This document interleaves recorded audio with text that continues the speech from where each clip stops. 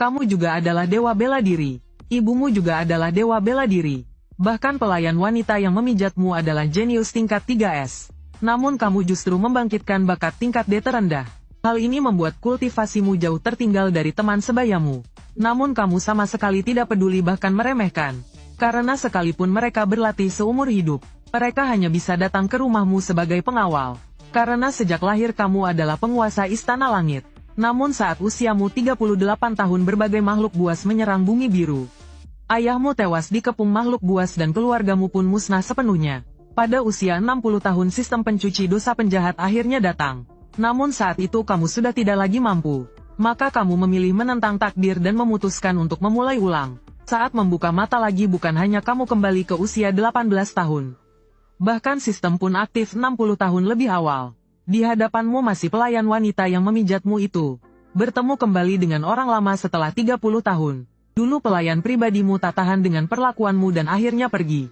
Kini dirinya telah menjadi raja bela diri tingkat 8. Kamu sadar telah menyakitinya dan memutuskan untuk meminta maaf dengan tulus. Hadiah misi bakat tingkat dewa Kaisar Hitam. Kamu tidak menyangka pelayan di hadapanmu kelak akan menjadi raja bela diri tingkat 8. Bahkan lebih tidak menyangka hadiah misi adalah bakat tingkat dewa. Maka kamu segera meminta maaf. Huazi Yue, maafkan aku. Selama ini aku lebih buruk dari binatang.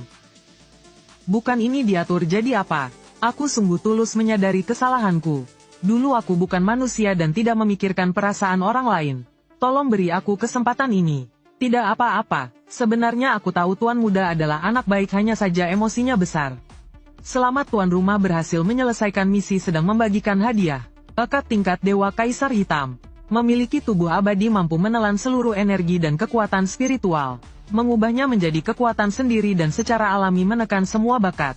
Detik berikutnya tingkat kultivasimu langsung mencapai tingkat 1 lapis 8. Saat kamu tenggelam dalam keterkejutan kekuatan baru ini. Tuan muda, apakah kita pulang sekarang? Atau main kaki sebentar lagi? Ini benar-benar terlalu biadab. Bagaimana mungkin seorang pria terhormat melakukan hal seperti ini? Main sebentar saja. Wajah Huaziyu memerah dan bersiap melangkah lebih jauh. Tiba-tiba pintu ruang privat didobrak terbuka. Seorang pria masuk dengan langkah angkuh.